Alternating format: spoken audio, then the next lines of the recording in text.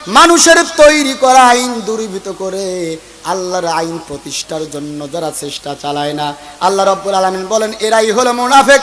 এবং এই মুনাফিকদের জন্য আমি আল্লাহ রাব্বুল আলামিন জাহান্নাম তৈরি করেছি। জাহান্নামের সর্বনিম্ন স্তরে তারা প্রবেশ করবে। নাউযুবিল্লাহ। ইন্নাল মুনাফিকিনা ফিত দারকিল আসফালি মিনান নার ওয়া লান তাজিদা লাহুম নাসীরা। নিশ্চিতভাবে জেনে রাখো, যারা মুনাফিকি করে, যারা খেলাফতের দায়িত্ব যারা পালন করে না, দিন প্রতিষ্ঠার আন্দোলন যারা করে না, এরা জাহান্নামের সর্বনিম্ন স্তর। আব্দুর রহমান আস-সুদাই জীবনে কখনো দুর্নীতি করে নাই, মিথ্যা কথা বলে নাই, কারো হক নষ্ট করে নাই, কোনো গ্যারান্টি নেই। কিন্তু আমার আপনার নবী আব্দুল্লাহ ইবনে উবাই বিন সুলুল যে ইমামের পিছনে নামাজ পড়েছেন, যে নবীর পিছনে নামাজ পড়েছেন, সালাত আদায় করেছিলেন, আল্লাহ রাব্বুল আলামিন স্বয়ং তার ব্যাপারে বলেছেন ওয়া ইন্নাকা লাআলা খুলুকিন আযীম। তার চরিত্র সম্পর্কে বলেছেন আযীম, উন্নত চরিত্রের অধিকারী।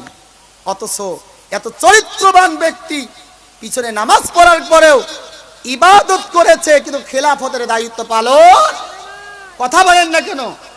নামাজ আপনি মসজিদে 10,000 টাকা দিলে নারায়ে তাকবীর আল্লাহু আকবার, হুজুরের গলা ভেঙে যায়। 1 লাখ টাকা দিলে তো জান্নাত ঢুকায় দেয়। কথা কয় না কেন? আব্দুল্লাহ ইবনে উবাই বিন সুলুল একাধিক মসজিদ নির্মাণ করে দিয়েছেন, দীর্ঘদিন রাসূলুল্লাহর পিছনে নামাজ আদায় করেছেন, শুধুমাত্র আল্লাহর একটা হক আদায় করে নাই, খিলাফতের দায়িত্ব পালন করে নাই, দিন প্রতিষ্ঠার আন্দোলন করে নাই। না করার কারণে ইবাদতে ঘাটতি না থাকার পরেও ওই ব্যক্তি মুনাফিকদের সর্দারে রূপান্তরিত হয়েছে। কথা বলেন ঠিক কিনা? তাহলে আয়াতে ইন্নাল্লাহা ইয়া'মুরুকুম বলার মাধ্যমে আল্লাহ নির্দেশ দিচ্ছে আন তুআদ্দুল আমানাত, তোমরা আমানত সমূহ প্রাপকের নিকট পৌঁছায়া দাও। মানে আদায় করো, কাজা নয়, আদায় করো, সম্পাদন করো। তাহলে 2 ধরনের আমানত। 1 নম্বরে হকুল্লাহ, আল্লাহর হক, আর আল্লাহর হকের 1 নম্বর হলো খেলাফত, 2 নম্বর হলো ইবাদত। তাহলে আমাদের ইবাদত করতে হবে খেলাফত প্রতিষ্ঠার, অর্থাৎ আল্লাহর জমিনে আল্লাহর দ্বীন প্রতিষ্ঠানের জন্য আন্দোলন করতে হবে। কথা বলেন ঠিক কিনা? সবাই মিলে উচ্চ কণ্ঠে বলতে হবে কয় ধরনের আমানত। নাম্বার 1, আমার দিকে তাকান। নাম্বার 1 হকুল্লাহ, অর্থাৎ আল্লাহর হক সংক্রান্ত আমানত। নাম্বার 2 হলো হকুল ইবাদ, বান্দার হক সংক্রান্ত আমানত। কেউ যদি জান্নাতে যেতে চায়, আমানত যদি আদায় করতে হয়, তাহলে আল্লাহর হক আদায় করতে হবে, বান্দারও হক আদায় করতে হবে। কথা বলেন ঠিক কিনা? এখন আসলে আল্লাহর হক কাকে বলে? আমার ভাইরা ভূমিকার মধ্যে বলেছিলাম, মানুষকে আল্লাহ রাব্বুল আলামিন শুধুমাত্র কেবলমাত্র ইবাদত করার জন্য পাঠাননি। ইবাদত ছাড়া এমন একটি মৌলিক দায়িত্ব দিয়ে আল্লাহ প্রেরণ করেছেন, ওটা জানতে হবে আমাদেরকে। বলেছি কিনা? ও আমার ভাইয়েরা, আল্লাহর হক হলো 2 প্রকার। 1 নাম্বার হলো খেলাফত, 2 নাম্বার হলো ইবাদত। বলেন 1 নম্বরে কি? আরো জোরে সবাই মিলে। 2 নম্বরে হলো, তো আপনাকে প্রশ্ন করা হয় মানুষ সৃষ্টি করা হয়েছে কিসের জন্য? আপনি বলেন মানুষ সৃষ্টি করা আছে ইবাদতের জন্য। কিন্তু আমার আল্লাহ এখনো মানুষ সৃষ্টি করে নাই, সৃষ্টি করবে। ফেরেশতাদেরকে বলেছিল, ও আমার ফেরেশতারা শোনো, ইন্নী জাইলুন ফিল আরদি খলিফা। আছে না কোরআনে সূরা বাকারা, ইন্নী জাইলুন ফিল আরদি খলিফা। আল্লাহ বলেন ফেরেশতারা, আমি আমার প্রতিনিধি দুনিয়া প্রেরণ করতে চাই। তাহলে আমরা প্রতিনিধি কার? আসতে না জোরে বলেন। তাহলে আমরা আল্লাহর প্রতিনিধি দুনিয়ার মধ্যে সে প্রতিনিধিত্ব করার জন্য। এরপরে ইবাদত। তাহলে আল্লাহর হক যদি আদায় করতে হয়, তাহলে আপনাকে আমাকে খেলাফতের দায়িত্ব পালন করতে হবে। অর্থাৎ জমিন যার আইন চলবে তার, আল্লাহর জমিন থেকে গায়রুল্লাহর প্রভুত্ব খতম করে মানুষের তৈরি করা আইনকে দুর্বৃত্ত করে এক আল্লাহর আইন, এক আল্লাহর সার্বভৌমত্ব প্রতিষ্ঠার জন্য আন্দোলন করতে হবে, খেলাফত প্রতিষ্ঠার জন্য সংগ্রাম করতে হবে, লড়াই করতে হবে, চেষ্টা চালাতে হবে, এরপরেই ইবাদত করতে হবে। কথা বলেন ঠিক কিনা? আরো বলেন ঠিক কিনা? খেলাফত ইবাদত। এক নম্বরে আল্লাহর হক হলো খেলাফত, দুই নম্বর আল্লাহর হক হলো ইবাদত। ইবাদতটা কি? গোলামি করতে হবে কার? দাসত্ব করতে হবে কার? সমস্ত নবীরা বলেছিলেন ক্বালা ইয়া কওমি ইবুদুল্লাহা মা লাকুম মিন ইলাহিন গায়রু। সমস্ত নবীরা বলেছিলেন, হে আমার দেশের লোকেরা, হে আমার সম্প্রদায়ের লোকেরা, এক আল্লাহর গোলামি করো, এক আল্লাহর ইবাদত করো, এক আল্লাহর বন্দেগী করো, কেননা তিনি ছাড়া আর কোনো ইলাহ নাই। তাহলে ইবাদতটা হলো খিলাফতের সাথে সম্পৃক্ত। খিলাফত আছে, ইবাদতও আছে। খিলাফত নাই, ইবাদত নাই। খিলাফত ঠিক থাকলে ইবাদত ঠিক থাকবে, খিলাফত যদি ঠিক না থাকে ইবাদতের অস্তিত্ব খুঁজে পাওয়া যাবে না। আসুন আলোচনার সামনে আসতেছে আমার ভাইরা। আল্লাহ রাব্বুল আলামিন কোরআনুল কারীমের মধ্যে বলেন, তাফসীরে তাবারীর বর্ণনা এসেছে, আমানত হলো মুসলিম জাতির নেতৃত্ব। আমানত কি? মুসলিম জাতির নেতৃত্ব দিবে কারা? মুসলিমরা। বলেন না, নেতৃত্ব দিবে কারা? কোথায় আছে? তাফসীরে তাবারীর মধ্যে আছে। আজ নেতৃত্ব দিচ্ছে কারা? ইহুদি, খ্রিস্টান, বাম আর রামপন্থীরা। কথা বলেন ঠিক কিনা? কিন্তু নেতৃত্ব দিবে মুসলিমরা। কোন দেশ বা রাষ্ট্রের শাসক যদি কোরআন অনুযায়ী, আল্লাহর চূড়ান্ত ফয়সালা অনুযায়ী যদি বিচার কার্য পরিচালনা করে, সমাজ বা রাষ্ট্রের নেতৃত্ব দেয়, ওই সমাজ, ওই দেশ বা রাষ্ট্রের জনগণের দায়িত্ব হলো মনোযোগ সহকারে শ্রবণ করা এবং কোন অর্ডার, কোন আদেশ দেয়া মাত্র ওই আদেশকে ফলো করা ওয়াজিব। আর কোন দেশ বা রাষ্ট্রের যারা নেতৃত্ব দেয় তারা যদি কোরআন সুন্নাহর বিরুদ্ধে, যদি আল্লাহর আইনের বিরুদ্ধে যদি একটা আইন পাশ করে, তাহলে ওই দেশের জনগণের, ওই সরকারের কথা শোনা সরিষা পরিমাণও জায়েজ নেই। কথা বলেন ঠিক কিনা? আমার ভাইরা খেয়াল করেন, কোরআনুল কারীমে আল্লাহ রাব্বুল আলামিন সূরা আহজাবের ৭২ নম্বর আয়াত নোট করেন। সূরা আহজাব আয়াত নম্বরে কত? আল্লাহ রাব্বুল আলামিন বলেন, এই খিলাফতের দায়িত্ব আমি আল্লাহ আকাশ সমূহকে দিয়েছিলাম, জমিনকে দিয়েছিলাম, আমার সৃষ্টি সমূহকে দিয়েছিলাম। কেউ এই খিলাফতের দায়িত্ব নেয়নি, এই আমানতের দায়িত্ব পালন করতে কেউ রাজি হয়নি।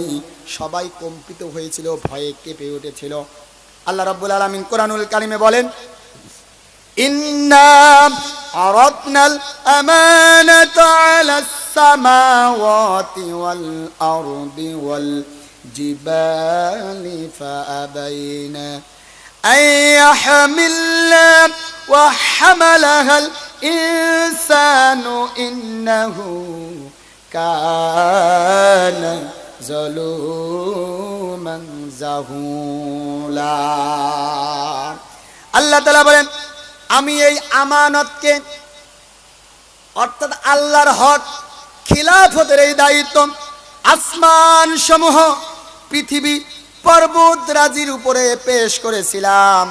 তারা একে বহন করতে রাজি হয়েছিল না, কিন্তু আমার বান্দাগুলো এই খেলাফতের দায়িত্ব, এই আমানত সংরক্ষণ করার দায়িত্ব বহন করেছে। আল্লাহ বলছে, ইন্নাহু কানা যালুমান জাহুলা। কেউ যদি নফস এবং প্রবৃত্তির উপরে জুলুম করে, সে জালিম হবে কিনা? তো আসমান সমূহ, পর্বত রাজি, কেউ যখন খিলাফতের দায়িত্ব নিলেন না, মানুষ যখন খিলাফতের দায়িত্ব নিয়ে পৃথিবীর মধ্যে আগমন করলো, এই মানুষগুলো দায়িত্ব নেওয়ার পরে যদি খেলাফতের দায়িত্ব পালন না করে, অর্থাৎ আল্লাহর জমিনে আল্লাহর দ্বীন প্রতিষ্ঠার জন্য যদি লড়াই না করে, কাজ না করে, তথা ইসলামী আন্দোলন না করে, আল্লাহ রাব্বুল আলামিনের ভাষায় ওই ব্যক্তি হলো সবচাইতে বড় জালিম। কথা বলেন ঠিক কিনা? আরো জোরে বলেন ঠিক কিনা? আমার ভাইরা, একান্ত আপনজনেরা, আল্লাহ রাব্বুল আলামিন বলেন, যারা এই খেলাফতের দায়িত্ব পালন করবে, যারা আল্লাহ রাব্বুল আলামিনের এক নাম্বার হক, যারা খেলাফতের হক যারা আদায় করবে, এই খেলাফতের দায়িত্ব পালন করার কারণে 2 নাম্বার আমানত হলো, 2 নাম্বার হক হলো ইবাদত। ইবাদত করতে গিয়ে যদি কারো ভুল হয়ে যায়, ইবাদত করতে গিয়ে যদি কারো ত্রুটি হয়ে যায়, ইবাদত করতে গিয়ে যদি কোনো গ্যাপ পড়ে যায়, তাহলে খেলাফতের দায়িত্ব পালন করার কারণে আমি আল্লাহ রাব্বুল আলামিন ওই ব্যক্তির জীবনের সমস্ত গুনাহ খাতাগুলো মাফ করে দেব। কোন সুবহানাল্লাহ। শুধু গুনাহ খাতা মাফ করব তা নয়, এমন জান্নাতে তাদেরকে প্রবেশ করায় দিব তার নিজ দিয়ে ঝর্ণা দ্বারা প্রবাহিত হতে থাকবে। কোন সুবহানাল্লাহ। আল্লাহ তাআলা বলছেন, ইয়াগফির লাকুম যুনুবাকুম ওয়া ইউদখিলকুম জান্নাতিন তাজরি মিন তাহতিহাল আনহার ওয়া মাসাকিন তাইয়িবাতান ফি জান্নাতি আদন যালিকাল ফাওজুল আযীম। আল্লাহ রাব্বুল আলামিন বলেন, যারা এই খিলাফতের দায়িত্ব পালন করবে, আল্লাহর হক যারা আদায় করবে, আমি আল্লাহ রাব্বুল আলামিন তাদের গুনাহ খাতাগুলো মাফ করব এবং এমন জান্নাতের মধ্যে তাদেরকে প্রবেশ করা দিব যে জান্নাতের নিচ দিয়ে ঝর্ণা দ্বারা প্রবাহিত হতে থাকবে। কোন সুবহানাল্লাহ। এই খিলাফতের দায়িত্ব যারা পালন করবে না, শুধু ইবাদত নিয়ে ব্যস্ত থাকে, তাহলে আল্লাহর হক কয়টি? আরো জোরে। 1 নম্বরে, 2 নম্বরে ইবাদত যারা আদায় করে, শুধু ইবাদত করে, খিলাফতের দায়িত্ব যারা পালন করে না, অর্থাৎ গায়রুল্লাহর প্রভুত্ব খতম করে, মানুষের তৈরি করা আইন দুর্বৃত্ত করে আল্লাহর আইন প্রতিষ্ঠার জন্য যারা চেষ্টা চালায় না, আল্লাহ রাব্বুল আলামিন বলেন এরাই হলো মুনাফিক। এবং এই মুনাফিকদের জন্য আমি আল্লাহ রাব্বুল আলামিন জাহান্নাম তৈরি করেছি, জাহান্নামের সর্বনিম্ন স্তরে তারা প্রবেশ করবে। নাউযুবিল্লাহ। ইন্নাল মুনাফিকিনা ফিদ দারকিল আসফালি মিনান নার ওয়ালান তাজিদা লাহুম নাসীরা। নিশ্চিতভাবে জেনে রাখো, যারা মুনাফিকি করে, যারা খেলাফতের দায়িত্ব যারা পালন করে না, দ্বীন প্রতিষ্ঠার আন্দোলন যারা করে না, এরা জাহান্নামের সর্বনিম্ন স্তরে পৌঁছাবে। এ মৌলবী, নামাজের কোনো ত্রুটি নেই, অর্থ থাকলে হজ করতে যায়, যাকাত দেয়, দান খয়রাত করে, তাসবিহ তাহলিল, কোনো কিছুর অভাব নাই, এরপরও মুনাফিক মৃত্যুর পরে যাবে জাহান্নামে। আমার ভাই একান্ত আপন জনেরা খেয়াল করেন, আল্লাহর নবীর একজন সাহাবী আব্দুল্লাহ ইবনে উবাই বিন সুলুল ইবাদত করেছেন, কিন্তু খেলাফত প্রতিষ্ঠার আন্দোলন তিনি করেননি। না করার কারণে ওই ব্যক্তি শুধু মুনাফিক নয়, মুনাফিকদের সর্দারে রূপান্তরিত হয়েছে। কথা বলেন ঠিক কিনা? আপনি যে ইমামের পিছনে নামাজ পড়েন, ওই ইমাম জীবনে একটা মিথ্যা কথা বলে নাই, গ্যারান্টি আছে? আপনি যে ইমামের পিছনে নামাজ পড়েন, ওই ইমাম জীবনে দুর্নীতি করে। আর এখন যদি আমি আদিব আফতাব রাজু না হয়ে যদি একটা শিল্পী হতাম, তো আরো যদি মেয়ে হতাম, আমাকে গান শোনা তো দূরের কথা, আমাকে ধরার জন্যই আপনারা ব্যস্ত হয়ে পড়তেন। ঠিক কিনা বলেন? এই জায়গাটা সন্ধ্যার মধ্যেই ভরে যেত, খাওয়ার প্রয়োজন মনে করতো না। আমার সম্মানিতা মা বোনেরা, তারা এই সংস্কৃতিকে আসার জন্য জোহরের নামাজের পর আসরের পূর্বেই রান্না বান্নার কাজ শেষ করে দিত, এবং তারা প্রত্যেকেই তাদের স্বামীকে বলতো যে টেবিলের মধ্যে সব কিছু রেডি থাকবে, খাইতে মন চায় নিবেন, খাবেন, আজকে আমার ছুটি, নেওয়া লাগে না, অটোমেটিক স্বামীকেই ছুটি দিয়ে দিত, ঠিক কিনা বলেন? এই এলাকায় আমি আসলাম ফার্স্ট টাইম, যদিও এই উপজেলারই আমি সন্ধান, এই এলাকায় ফার্স্ট টাইম, আমি আমার জীবনও এই এলাকায় পা রাখিনি। তো তাতে আজকে আসার পরে আমি দেখলাম মোটামুটি আলহামদুলিল্লাহ অনেক বাড়ি, আমার জানা মতে প্রত্যেকটা বাড়ি থেকে একজন করে যদি এই মাহফিলে উপস্থিত হতো, এতক্ষণ পর্যন্ত এখানে ভরে যেত। ডান দিকের ভাইরা ঠিক না বেঠিক? ভরে যেত না এতক্ষণ? কিন্তু যারা বাহিরে দাঁড়ায় আছে ওদের পেশাই হলো মাহফিলে যাওয়া আর দাঁড়িয়ে থাকা। এটা বক্তাগর ওয়াজ করুক আর ওয়াশ করুক, ওরা থাকবেই, ঠিক কিনা বলেন? এটাই নিয়ম। কিছু লোক মাহফিলে যায়, রাস্তায় দাঁড়িয়ে থাকে, চায়ের দোকানে, বাদামের দোকানে আড্ডাবাজি করে, আর আগামীকালকে চায়ের দোকানে যাবে, এটা কোনো একটা বক্তা হইল, কথা কয় না, তাই না? বিশেষ করে হুজুর যারা, তারা বেশি রাস্তায় ঘোরাফেরা করে। কারা? হুজুররা, আমি দেখেছি। কারণ বাংলাদেশে 70% হুজুরদের অহংকার প্রচুর। কি বেশি ভাই বলেন? অহংকার বেশি। তারা নিচে এসে বসতে চায় না। রাগ করলেন আপনারা?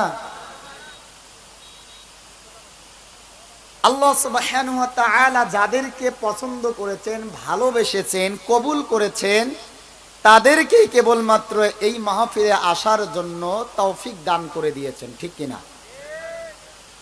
আপনি ইচ্ছা করেই এখানে আসতে পেরেছেন, কথাটা 90% ভুল।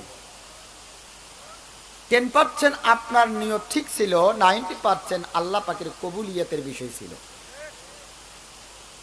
আল্লাহ যদি কবুল না করেন, ইচ্ছা করেও মাহফিলে যাওয়া যায় না। তো আল্লাহ পাক আমাদেরকে কবুল করে এই মাহফিলে আসার তৌফিক দিয়েছেন। সেই রব্বে কাবার মালিক আল্লাহ সুবহানাহু ওয়া তাআলার দরবারে শুকরিয়া আদায় করার প্রয়োজন আছে কি নাই? পিছনের ভাইয়েরা জোরে বলেন, শুকরিয়া আদায় করার প্রয়োজন আছে কি নাই? শুকরিয়া আদায় না করলে সবচেয়ে বড় নাফরমানি হয়ে যায়, ঠিক কিনা? আসুন শুকরিয়া আদায় করি, যিনি সৃষ্টির স্রষ্টা, সর্বদ্রষ্টা, মহিয়ান গরিয়ান, সর্বদা বিরাজমান, দোজাহানের মালিক, একমাত্র খালিক, বিশ্বের রব, যার হাতেই সব, সর্বক্ষমতার অধিকারী। প্রশংসা হবে শুধুমাত্র কেবলমাত্র একমাত্র তারই। তাই মুখে স্লোগান তুলে উচ্চ কণ্ঠে, উচ্চ আওয়াজে সেই মনিবের শুকর গুজার করছে আলহামদুলিল্লাহ। আবারও বলছি আলহামদুলিল্লাহ। রব্বানা লাকাল হামদ হামদান কাসীরান তাইয়িবান মুবারাকান ফি। দরুদ ও সালাম বিশ্ব মানবতার মুক্তির মহামানব ও মহান নেতা সাইয়্যিদুল মুরসালিন, খাতামান নবিয়্যিন, রাহমাতাল লিল আলামিন, জনাবে মুহাম্মদুর রাসূলুল্লাহ সাল্লাল্লাহু আলাইহি ওয়াসাল্লাম। সম্মানিত প্রিয় ভাইরা, আমি সংক্ষিপ্ত আকারে কয়েকটি কথা আপনাদের মাঝে উপস্থাপন করব। আমার পরে সম্মানিত দুইজন মেহমান আছেন, ওনারা কথা রাখবেন ইনশাআল্লাহ। আমি কোরআনুল কারীমের 114টি সূরার মধ্য থেকে 4 নম্বর সূরা নিসার 58 নম্বর আয়াতে কারীম তেলাওয়াত করেছি। এই আয়াতকে সামনে রেখে আমি কয়েকটি কথা উপস্থাপন করব। আমলের নিয়তে আল্লাহ পাক আমাকে বলবার, আপনাদের শুনবার তৌফিক দান করুন বলে আমিন। সম্মানিত প্রিয় ভাইরা, আলোচনার শুরুতেই আল্লাহ সুবহানাহু ওয়া তাআলার নামে একটু তাসবিহ তেলাওয়াতের মাধ্যমে শুরু করতে চাই। সবাই মহাব্বত একটু জিকির করেন, সুবহানাল্লাহ, আলহামদুলিল্লাহ, লা ইলাহা। জোরে সবাইকে বলতে হবে। আমি ভূমিকায় একটা কথা বলি, প্রত্যেকটা মাহফিলে যে আমার মাহফিলে শ্রোতা যারা থাকবে, তারা আসলে শ্রোতা নয়, তারাও বক্তা। বলেন তারাও কি? তাহলে এই মুহূর্তে আমিও বক্তা, আপনারাও বক্তা। বক্তার কাজ কি? চুপ থাকা না কথা বলা? আসতে নয়, পিছের ভাই জোরে বলেন, বক্তার কাজ কি চুপ থাকা না কথা বলা? তাহলে আমিও কথা বলবো, আপনারাও কথা বলবেন, উভয় পক্ষে আপ ডাউন হতেই থাকবে ইনশাআল্লাহ। কারণ চুপ থাকবে, ঘুম পারবে, বেরামি মুরগির মতো ঝুম পারবে এমন শ্রোতাকে আমি অ্যালাউ করি না। শ্রোতা থাকবে এমন শ্রোতা যারা আলোচনা শুরু থেকে শেষ পর্যন্ত মুখস্থ ঠোঁটস্থ করে বাড়িতে যাবে। আরেকবার বলেন, কোন সূরা থেকে তেলাওয়াত করা হয়েছে? এটি কোরআনের সিরিয়াল কত নাম্বার সূরা? আয়াত নাম্বার কত? 58। আলোচনার বিষয় হচ্ছে আমানত। বলেন, আলোচনার বিষয় কি? আরেকটা হচ্ছে আদল।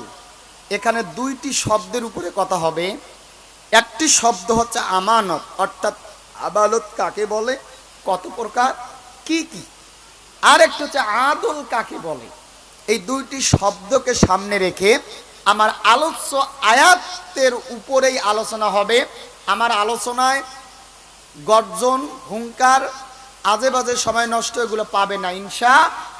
ভূমিকে আমি আজকে একটু আমানতের খেয়ানত করে ফেলেছি, কারণ আমার গলাটার অবস্থা খুব খারাপ। এই জন্য ভাইদেরকে বলছিলাম স্টেজে উঠতেই আমাকে চা খাওয়াবেন, চা না খাইলে আমার গলার এনার্জি বাড়ে না। এই জন্য একটু লেট হয়ে গেল, চাটাকে গলাটা একটু ফ্রেশ করার জন্য একটু সময় অপচয় করলাম। এর জন্য দোয়া চাই, আল্লাহ যেন আমাকে ক্ষমা করে দেয়, বলে আমিন। কারণ স্টেজটা আমাকে যতটুকুন সময় নির্ধারণ করে দেওয়া হয়েছে, এই সময়টুকুন আমার জন্যে আমানত। আমি আশা রাখবো এই আমানতটুকুন সময় আমি গুরুত্বপূর্ণ কয়েকটি কথা রাখবো ইনশাআল্লাহ। ওয়া বাসসা মিনহুমা রিজালান কাসীরান ওয়া নিসা। এই আয়াতের নিসা শব্দকে চয়েস করে সূরাটির নাম গৃহীত হয়েছে। আমার ভাইয়েরা, আল্লাহ সুবহানাহু ওয়া তাআলা তামাম পৃথিবী সৃষ্টি করেছেন, কোনো সন্দেহ আছে? এই পৃথিবীর মধ্যে আল্লাহ পাকের মাখলুকাত, আল্লাহর সৃষ্টি কতগুলো আছে আজও পর্যন্ত কোরআন বলেন, অন্য কোনো কিতাব বলেন, কোনো গ্রন্থে কি গণনার মধ্য দিক দিয়ে কি সঠিক কোনো সংখ্যা উল্লেখ আছে? 18,000 মাখলুকাত বলা হয়। এটা তত্ত্ব ভুল তত্ত্ব। কি তত্ত্ব বলেন? ভুল তত্ত্ব। কারণ কোরআনের বেশ কিছু জায়গায় বলা হয়েছে, আমার অনেক সৃষ্টি তোমাদের জানা এবং অজানার মধ্যে রয়েছে। অনেক সৃষ্টি কি আছে? জানা এবং অজানা। পৃথিবীতে আপনি যত বড় বিজ্ঞানী হন আর গবেষক হন না কেন, তাহলে আল্লাহর কোরআনের ওই বাক্যগুলো অনুযায়ী অবশ্যই আপনার জানার বাহিরে আল্লাহর অনেক সৃষ্টি থাকবে, এটাই স্বাভাবিক। ঠিক কিনা বলেন? পৃথিবীতে আল্লাহ পাকের এত সৃষ্টির মধ্য থেকে শ্রেষ্ঠ সৃষ্টির নাম হচ্ছে মানুষ। কোন সুবহানাল্লাহ। আপনি আমি আমরা যারা আছি, আমরাই হলাম আল্লাহর শ্রেষ্ঠ সৃষ্টি। সুবহানাল্লাহ বলবেন না? সুবহানাল্লাহ বিহামদি। সম্মানিত প্রিয় ভাইয়েরা, আল্লাহ পাক এই মানুষকে সৃষ্টি করে দুনিয়ার মধ্যে প্রেরণ করেছেন। উদ্দেশ্য আছে না নাই?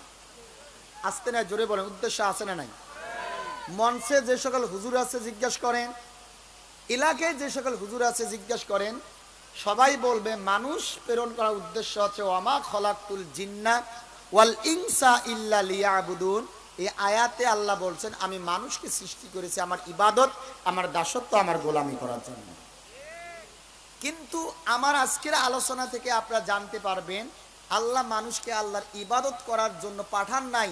ইবাদত ছাড়াও আল্লাহ এমন একটা মৌলিক দায়িত্ব দিয়ে এই পৃথিবীর মধ্যে প্রেরণ করেছেন। সেই দায়িত্বটা কি, সেই কাজটি কি, এটা আমাদেরকে জানতে হবে। ঠিক কিনা বলেন? বলেন, জানার প্রয়োজন আছে কি নাই? অবশ্যই জানার প্রয়োজন আছে। আমার ভাইয়েরা, আল্লাহ পাক তার সৃষ্টির মধ্যে সবচাইতে মহাব্বত করে মানুষকে। আল্লাহ পাক মানুষকে সৃষ্টি করে বলেন তো আগেই দুনিয়ার মধ্যে প্রেরণ করেছেন নাকি দুনিয়া পাঠানোর আগে কোনো একটা জায়গায় রেখেছেন? কোথায় রেখেছেন? জান্নাতে রেখেছেন। কোথায়? সাইয়েদিনা আদম আলাইহিস সালামকে সৃষ্টি করে কোথায় রাখা হয়েছে? জান্নাতে। আল্লাহ পাকের একটা হুকুমকে ওভারটেক করার কারণে অনেক ঘটনা আল্লাহ পাক পরবর্তীতে মানুষকে দুনিয়ার মধ্যে প্রেরণ করেছেন। আল্লাহ পাক বলছেন যে আমার পক্ষ থেকে হেদায়াত যাবে, যারা এই হেদায়াত অনুযায়ী জীবন পরিচালনা করবে, আমি আল্লাহ তাদেরকে আবার ওই জান্নাতের মধ্যে নিয়ে আসব। আমি সারমর্ম বলছি, ব্যাখ্যায় যাচ্ছি না, খেয়াল করেন। তো এই মানুষগুলো দুনিয়ার মধ্যে আসার পরে কি হলো? এরা নফস এবং প্রবৃত্তির গোলামি শুরু করে দিল। কার গোলামি শুরু করে দিল বলেন? নফস এবং প্রবৃত্তির গোলামি শুরু করে দিল। আল্লাহকে ভুলে গেল। এই দুনিয়াতে আসার উদ্দেশ্য কি, উদ্দেশ্যকে ভুলে গেল। আল্লাহ পাক এই পথ ভোলা মানুষগুলোকে ফিরিয়ে নিয়ে আসার জন্য যুগে যুগে নাবী রসুলদেরকে প্রেরণ করেছেন। নাবী রসুল প্রেরণের উদ্দেশ্য কি? পথ ভোলা মানুষগুলোকে ফিরিয়ে নিয়ে আসা। সমস্ত নবীকে রেখে দিয়ে আমাদের রসুলকে যে সময় প্রেরণ করা হয়েছে, যে সময় দুনিয়ার মধ্যে আগমন করেছে, ওই সময়ের সমাজটাকে বলা হয় জাহিলিয়াতের সমাজ। কিসের সমাজ? আইয়ামে জাহিলিয়াতের সমাজ। অর্থাৎ যে সমাজে সুদ, ঘুষ, দুর্নীতি, অশ্লীলতা, বেহায়াপনা, জিনা, বেবিচার, মারামারি, পাড়াপাড়ি, দলাদলি, এমন কোনো অপরাধ নেই যে অপরাধটা সমাজের মধ্যে প্রচলন নেই। এমন একটা বর্বরতার সময়, মানুষগুলো যখন নিজেরা নিজেদের ইজ্জত দিতে জানে না, নিজেরা নিজেদের সম্মানের কথা ভুলে যাচ্ছে, ওই সময় আমাদের রসুলকে প্রেরণ করলেন, ওগো নবী, আপনার দায়িত্ব হলো এই পথ ভোলা মানুষদেরকে ফিরিয়ে নিয়ে আসা। কিন্তু বলেন, নবী দুনিয়ার মধ্যে আসার পরে দায়িত্ব পেলেন কত বছরে বলেন তো? 63 বছর তার হায়াত ছিল, কিন্তু তিনি নবুয়তের দায়িত্ব পেলেন কয় বছর পরে? 40 বছর পর পেলেন। এই যে 40 বছর রসুল কি খুব খারাপ ছিলেন? শিশু থেকে, কৈশোর থেকে, যুবক থেকে নবুয়তের পূর্ব মুহূর্ত পর্যন্ত গোটা আরবের নেতৃত্ব দিচ্ছেন আবু জেহেল, আবু লাহাব, উতবা, সাইবা, কাফের বেঈমানরা। কথা বলেন ঠিক কিনা? কাফেররা কাবার নেতৃত্ব শুধু নয়, গোটা পৃথিবীর মৌলিক অঞ্চলগুলোর নেতৃত্ব দিচ্ছে, এমনকি কাবারও নেতৃত্ব দিচ্ছে কাফেররা। কথা বলেন ঠিক কিনা? কাবার ভিতরে অনেকগুলো মূর্তি ছিল। কি ছিল বলে? অনেকগুলো মূর্তি ছিল। রাসূল সাল্লাল্লাহু আলাইহি ওয়াসাল্লাম ওই সময় তার আচরণ, তার ব্যবহার, তার কথাবার্তা, চালচলন, খেলাধুলা, বন্ধুদের সাথে মেশা, সার্বিক বিষয় খেয়াল করে। এ ভাই, কথা বলতেছেন কেন আপনারা? কি এটা কি তাফালিং করার জায়গা নাকি? বুঝতেছি না। আমি কিন্তু ডান বাম কোনো কথা বলতেছি না, কারণ সময় কম হওয়ার কারণে আমার রাগ বেশি। একজন কথা বলবেন না কয়ে দিলাম। এখানে কি বেয়াদবি আমার সাথে হবে? এখানে কথা বলা মানে কোরআনের সাথে বেয়াদবি করা। কোরআনের সাথে বেয়াদবি করার জন্য আপনাকে ইনভাইট করা হয়েছে। যুবকরা, তোমাদের রক্তের বিনিময়ে দেশকে নতুন করে স্বাধীন করা হয়েছে, তোমরা কি তোমাদের ইতিহাস ভুলে যাচ্ছ নাকি?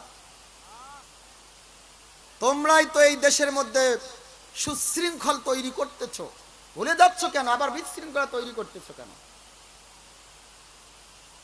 সম্মানিত ভাই, রাগ করলেন? রাসূল সাল্লাল্লাহু আলাইহি সাল্লামকে বলা হলো আল আমিন আস-সাদিক। একদিন একটা মঞ্চে আবু জেহেল বলতেছেন, তোমরা কি জানো এই ছেলেটাকে? পরিচয় করে দিচ্ছে, ভালো ছেলে, ভদ্র ছেলে। সে এই বয়সে ইনসাফ কাকে বলে সে বোঝে, পরিচয় করে দিচ্ছে। যখনই নবুয়ত পেলেন, কি পেলেন বলেন?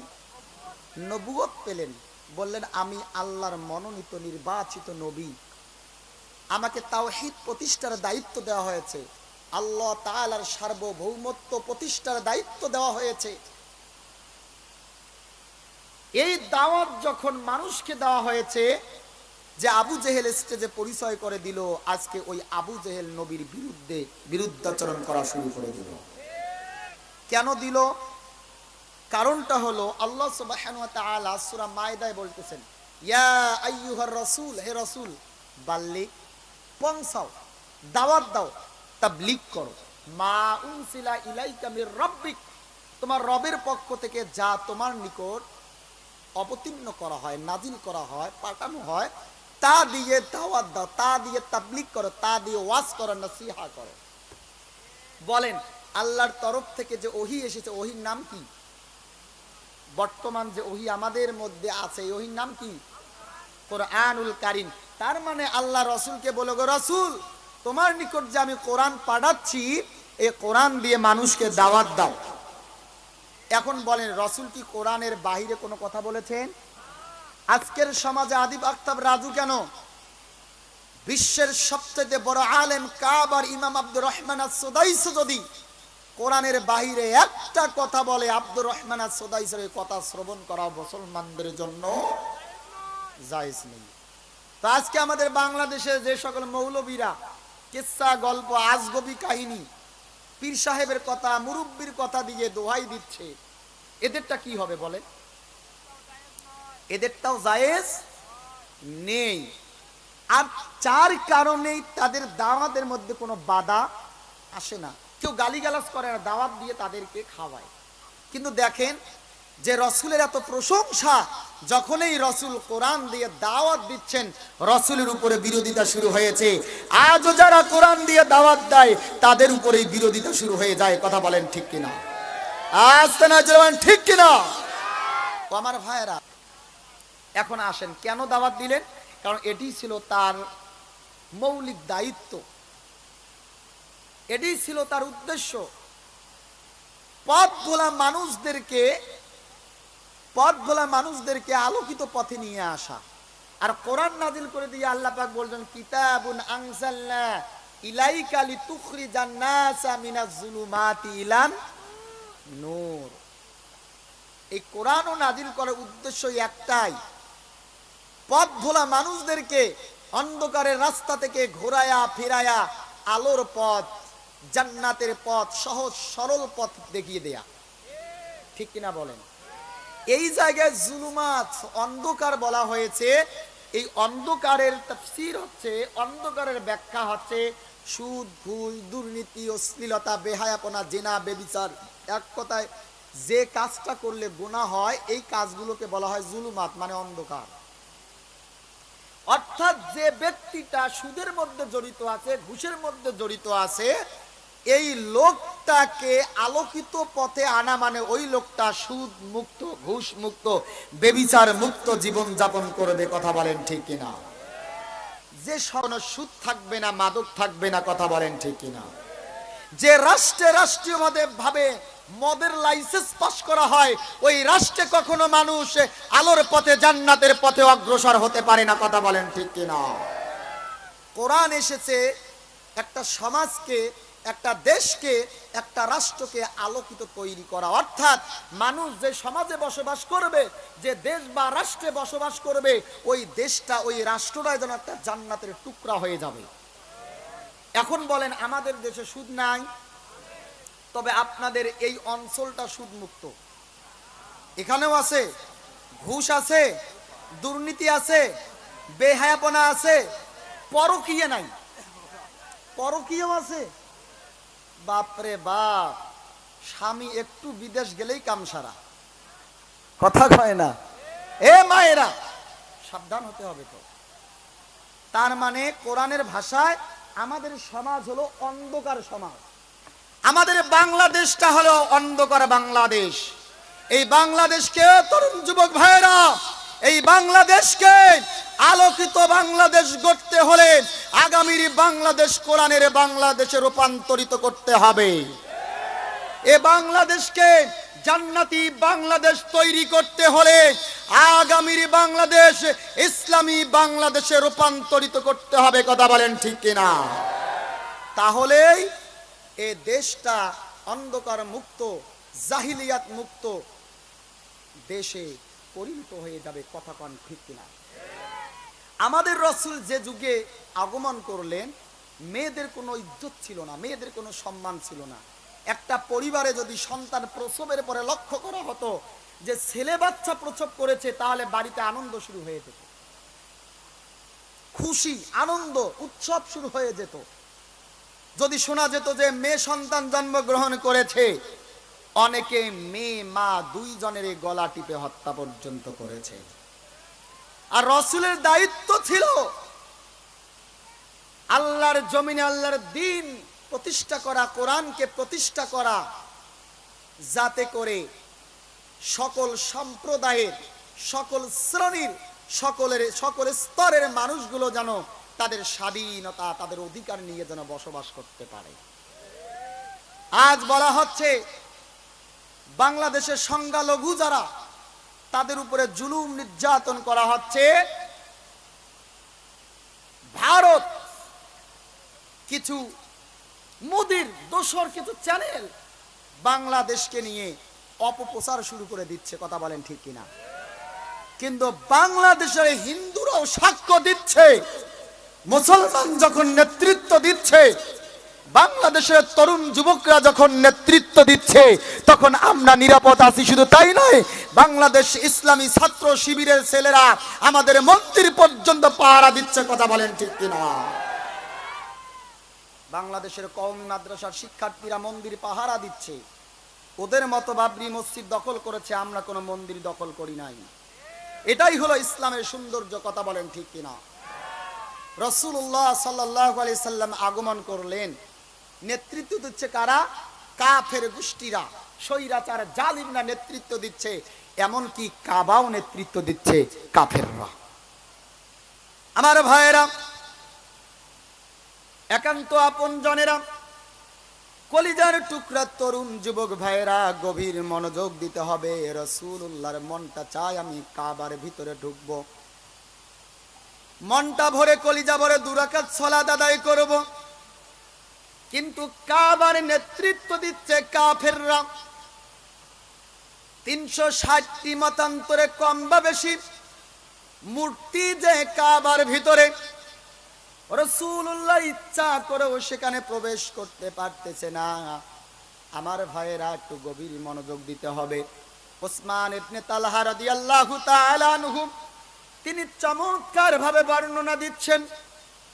তিনি বললেন, সপ্তাহে 2 দিন কাবার দরজা ওপেন করা হতো। সোমবার এবং বৃহস্পতিবার কাবার দরজা খোলা হতো।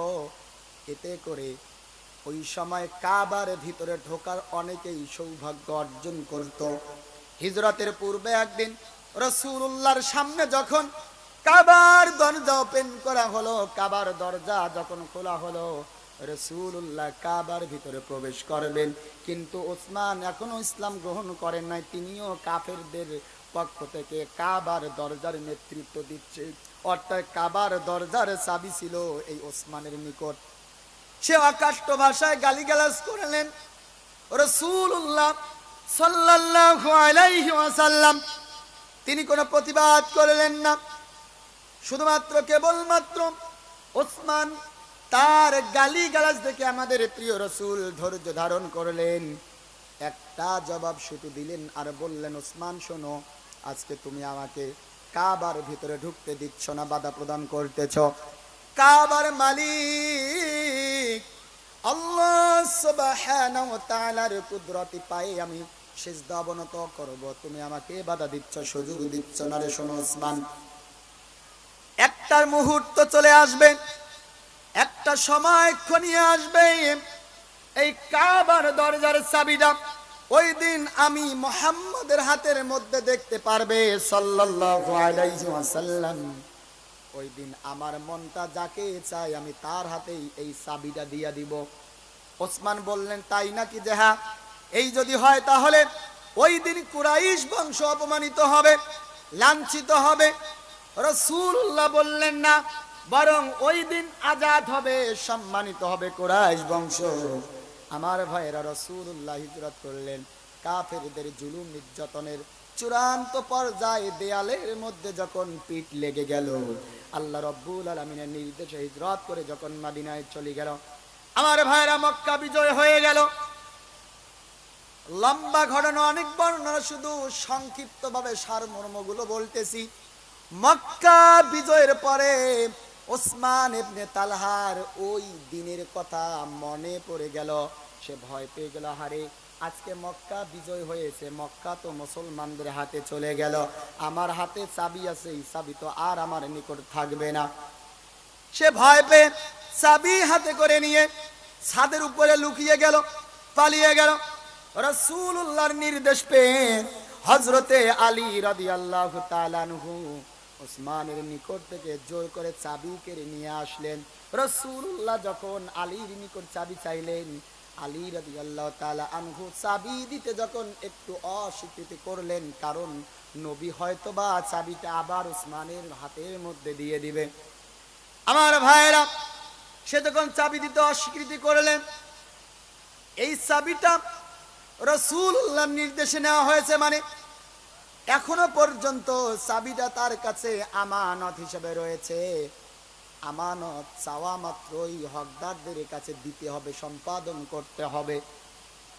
এই আমানত দিতে যখন অস্বীকৃতি করলো, রব্বে কাবার মালিক আল্লাহ সুবহানাহু ওয়া তাআলা গোটা বিশ্ববাসীকে আমানতের গুরুত্ব, তাৎপর্য, আমানত কত প্রকার, কি কি আমানত আদায় করলে পুরস্কার কি, আমানত খেয়ানত করলে শাস্তি কি, বোঝার জন্য কোরআনুল কারীমের 114টি সূরার মধ্য থেকে কোরআনুল কারীমের সূরা আন-নিসার 58 নম্বর আয়াতে কারীম বিশ্ব নবীর উপরে অবতীর্ণ করেন। কোন সুবহানাল্লাহ। রাসূলুল্লাহ উসমানকে ডাক দিয়ে বললেন, উসমান, তোমার কি মনে নেই, তোমার কি স্মরণ নেই, আমি আজকের কথা তোমার অনেক আগে বলেছি? ওসমান থমকে দাঁড়িয়ে গেল, চুপ থেকে চিন্তা ভাবনা করে রাসূলুল্লাহর হাতে হাত রেখে কালিমা পড়ে মুসলমান হয়ে গেল। রাসূলুল্লাহ চাবিটা আলীর কাছ থেকে নিয়ে উসমানের হাতে দিয়ে বললেন, উসমান, নাও এই যে চাবি, তোমার বংশ থেকে কিয়ামত পর্যন্ত মুসলমানদের হাত থেকে কাবার চাবি আর কেউ নিতে পারবে না। মক্কা বিজয় হয়েছে, আজ পর্যন্ত ওই কাবার চতুর্দিকে যারা তাওয়াফ করে বলেন, মুসলমান ছাড়া অন্য কোন সম্প্রদায়ের কেউ কি ঢোকার সাহস পেয়েছে? কিয়ামত পর্যন্ত পাবে না। সুবহানাল্লাহ। এই হলো আয়াতের শানে নজুল। আসেন এখন এই আয়াতে আল্লাহ কি বলতেছেন, আয়াতের শিক্ষাটা। আল্লাহ ইয়া'মুরুকুম আন তুআদ্দুল আমানা